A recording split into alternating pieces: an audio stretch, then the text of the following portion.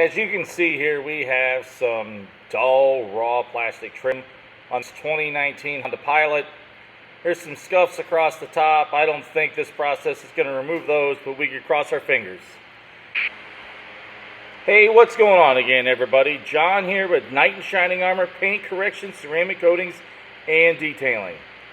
Like I was talking about, there's some scuffs right there across the top. I just pointed, but we're going to go ahead and mask this off for a 50-50 before and after.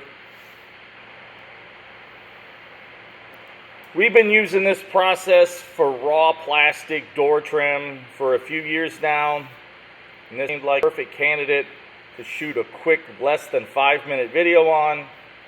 This vehicle is going to get BC1, so we're going to let this Xtreme Solutions LVR 403 Glaze do all the work. We have a buff and shine white ultra fine polishing pad. We are not looking to be aggressive here whatsoever. We just want to be able to use this glaze to restore this raw plastic trim. We're not even going to press as hard as we would with normal paint correction. They say the amount of force you should use with paint correction is about that of a firm handshake. We're not even doing that. We are just letting the pad and the glaze do all the work with little to no pressure at all. We're just gliding it over low speeds with our Flex PXE80 here. We're on speed 3. Not getting super crazy. And as you can see, we did not do a lot of polishing on this. Very quick, not even correction speeds. I'm going to go ahead and wipe off the glaze. Peel this tape off. And hopefully what you see with the 50-50 here on the camera is what I saw in person. Night and day difference in results. And with this glaze, if you're going to top it with anything, you got to let it cure 24 to 48 hours.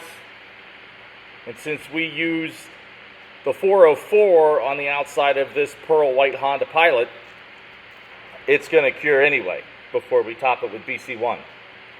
But since we got this 50-50 done, we figured we just go ahead and bring it in close, give you a first-person view.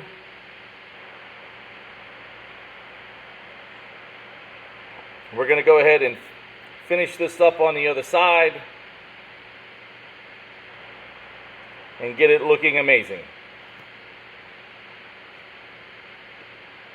You can use this same process on bumpers and trim moldings and wheel opening moldings that are raw plastic, as long as you have the oxidation removed first if it is extremely bad. This here was clearly just faded. We're going to go ahead and wrap up on this side here. We use a few products from Xtreme Solutions in our shop, and they work great. And hey, if you have your own process of the way you restore this stuff, then keep on doing it. We're not saying our way is better than what your process is, but this is the way we do certain pieces of raw plastic trim in our shop.